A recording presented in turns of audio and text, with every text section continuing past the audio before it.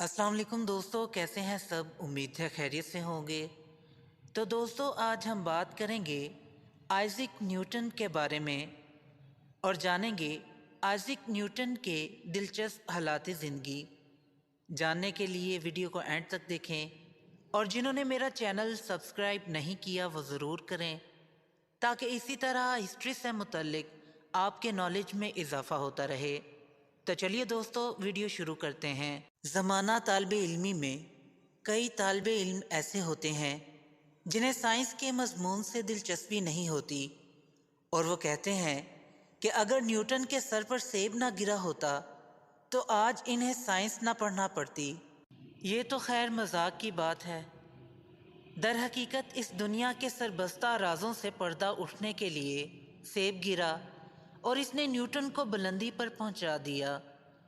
طبیعیاتی science کا رخ موڑنے والا یہ سیب 1667 میں ایک پیڑ سے گرا، جسے دیکھ کر نیوٹن سوچ میں ڈوب گیا کہ اگر یہ سیب زمین کی طرف اسی سمت میں گرے اور گرتا چلا جائے تو تقریباً زمین کے مرکز سے ہو کر گزر جائے گا۔ زمین پر سیب گرنے کا سبب نیوٹن نے کشش ثقل بتایا۔ نیوٹن کی تعریف اس بات میں ہے کہ اس نے ہر طرح کی حرکت کے الجھے ہوئے مسئلے کو حرکت کے 3 قوانین کی مدد سے سمجھنا آسان کر دیا۔ اس کے علاوہ زمین کی طرف گرنے والی چیزوں سے لے کر تمام سیاروں کی گردش کو ایک آسان سے قانون میں سمو دیا۔ ان چیزوں کا اس زمانے کے سائنسدانوں پر اتنا اثر تھا کہ یہ تصور کر لیا گیا کہ ہر طرح کی حرکت کو نیوٹن کے قوانین کی مدد سے سمجھا جا سکتا ہے۔ نیوٹن 4 جنوری 1643 کو انگلستان میں پیدا ہوا۔ بعض کتابوں میں نیوٹن کی تاریخ پیدائش 25 دسمبر بھی درج ہے۔ سر آئزک نیوٹن کے والد کا نام بھی آئزک نیوٹن ہی تھا۔ جونیئر نیوٹن کے والد سینئر نیوٹن ایک کسان تھے جو اپنے بیٹے کی پیدائش سے 3 ماہ قبل ہی وفات پا گئے تھے۔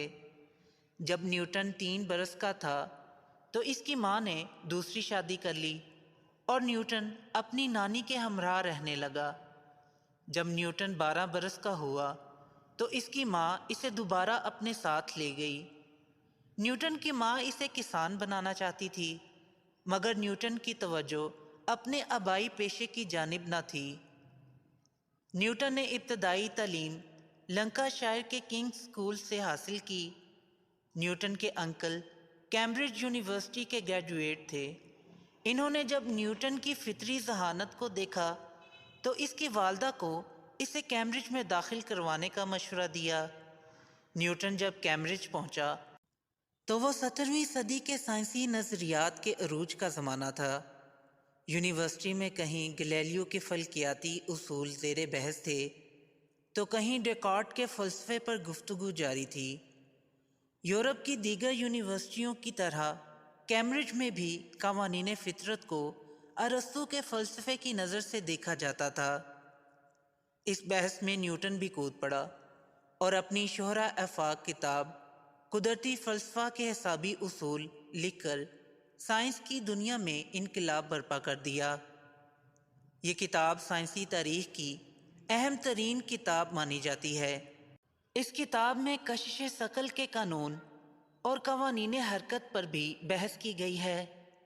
نیوٹن کے تیسرے قانون حرکت، ہر عمل کا رد عمل ہوتا ہے، نے نہ صرف سائنسی میدان میں انقلاب برپا کیا بلکہ یہ قانون دیگر علوم و فنون میں بھی یکساں اہمیت کا حامل بن گیا۔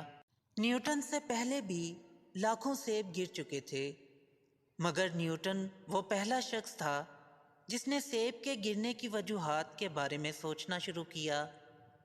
اس ایک سیب نے نہ صرف نیوٹن کو سوچنے پر مجبور کیا بلکہ آئنسٹائن کو بھی غور و فکر کے راستوں پر آگے بڑھنے کا موقع فراہم کیا۔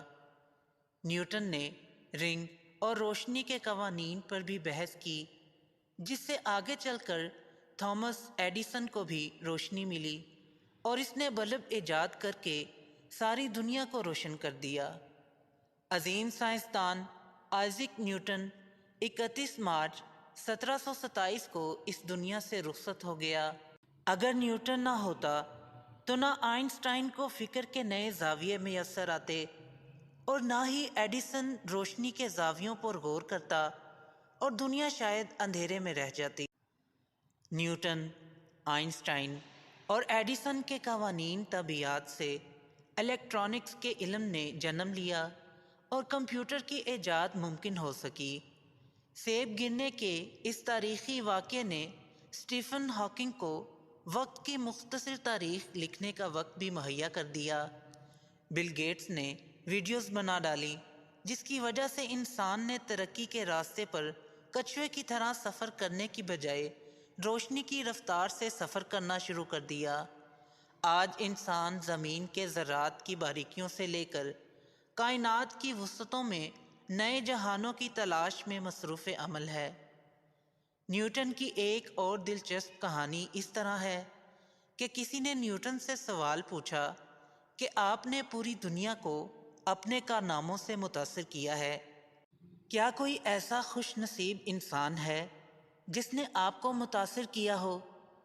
نیوٹن نے سر ہلاتے ہوئے کہا، جی ہاں، میرے ملازم نے۔ سوال کرنے والا حیرانی میں مبتلا ہوا اور پوچھا، وہ کیسے؟ نیوٹن نے جواب دیتے ہوئے کہا، سردیوں کے موسم میں ایک دن میں ہیٹر کے قریب بیٹھا ہوا تھا کہ اچانک مجھے ہیٹر کی وجہ سے گرمی محسوس ہونے لگی۔ میں نے اپنے ملازم کو بلایا اور وہ جلدی جلدی کمرے میں داخل ہوا۔ میں نے اس سے ہیٹر دھیما کرنے کی درخواست کی، جس پر میرے ملازم نے ہنستے ہوئے کہا، صاحب آپ بھی کمال کے آدمی ہیں، مجھے بلانے کی بجائے اگر آپ اپنی کرسی تھوڑی سی پیچھے کر لیتے تو آپ کا مسئلہ حل ہو جاتا۔